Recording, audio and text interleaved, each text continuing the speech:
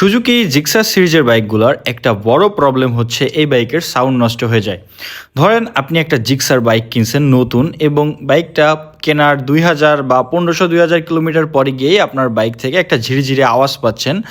তো এইটা maximum Suzuki Gixxer বাইকের সাথে হয়। এখন আমি জিক্সার বলতে জিক্সার এফআই, জিক্সার এসএফ অথবা জিক্সার মনোটন সব বাইকগুলোকেই বুঝাইছি। তো আজকে আমি আমার এই ভিডিওতে সুজুকি জিক্সার মনোটনের একটা গুরুত্বপূর্ণ মেইনটেন্স টিপসের কথা বলবো।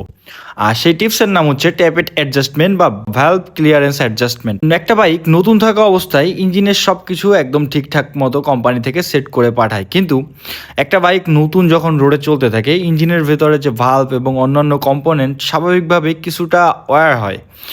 এর ফলে ভালভ ক্লিয়ারেন্স নির্দিষ্ট মাপের তুলনায় বেড়ে যায় বা বেড়ে যেতে পারে। এটা হচ্ছে আপনার রাইডিং স্টাইলের উপর ডিপেন্ড করে যে কত দিনের ভিতরে বাড়বে।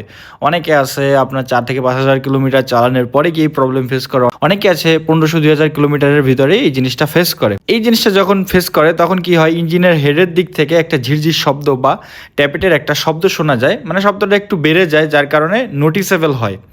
এখন আপনাদের সাথে আমি যে বিষয়টা বলবো সেটা হচ্ছে অত্যন্ত জরুরি একটা বিষয়, সেটা হচ্ছে কখন এই ভালভ ক্লিয়ারেন্স বা ট্যাপেট অ্যাডজাস্টমেন্ট করাবেন। দেখেন, যদি 1500-2000 কিলোমিটারে এরকম প্রবলেম ফেস করেন তাহলেই আপনি ইঞ্জিনে হাত দিবেন না। এটা সর্বনিম্ন 4 থেকে 5 হাজার কিলোমিটার পর্যন্ত আপনি বাইক রাইড করবেন, তারপরে গিয়ে ভালভ ক্লিয়ারেন্স বা ট্যাপেট অ্যাডজাস্টমেন্ট করিয়ে নেবেন। বাইকের ইঞ্জিনটাকে সেট হইতে একটু সময় দিবেন। 4 থেকে 5 হাজার কিলোমিটারে বাইকের ইঞ্জিন টোটালি সেট হয়ে যায়। সেট হওয়ার পরে একবার যদি আপনি ট্যাপেটটা অ্যাডজাস্ট করে নেন তাহলে পরবর্তীতে আপনারা 2-1 বা 5-10 হাজার কিলোমিটারে আপনার ট্যাপেট অ্যাডজাস্টমেন্ট করতে হবে না, কারণ ইঞ্জিন সেট হওয়ার পরে করলে এটা সব থেকে বেটার হয়। তো এখন আমি বলবো যে সুজুকি জিক্সার মনোটনে আসলে কত রাখবেন। তো সর্বপ্রথম আপনার বাইকের ভালভ ক্লিয়ারেন্স বা ট্যাপেট অ্যাডজাস্টমেন্ট করার জন্য আপনার বাইকটাকে সম্পূর্ণ ঠান্ডা অবস্থায় রাখবেন। তো ইনটেক বা ইনলেট ভালভ ক্লিয়ারেন্স যেটাকে বলে, এইটা রাখবেন হচ্ছে 0.5। মানে আমি আমার যে মনোটনটা এখন অ্যাডজাস্ট করতেছি মনোটনে, এইটাই যেটা রাখছি সেটার কথা বলতেছি। আমি লাস্টে সাউন্ড শোনাই দিব। এখন কোম্পানি থেকে অনেক কিছু গাইড করে, বাট আমি যে শোরুম থেকে কাজ করাই ওদের উপর আমার একটা আলাদা কনফিডেন্স আছে, কারণ ওরা আমার বাইকগুলোকে সেইভাবেই সার্ভিস করে দেয় যেটা দরকার।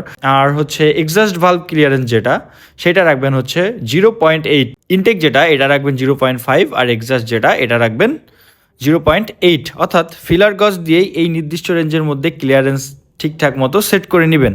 নির্দিষ্ট স্পেসিফিকেশন অনুযায়ী অ্যাডজাস্ট করানো সবচেয়ে বেশি ভালো। আর আপনার জিক্সারও যদি এমন ঝিরঝির বা টিকটিক সাউন্ড হয়ে থাকে তাহলে কমেন্টে জানাতে পারেন।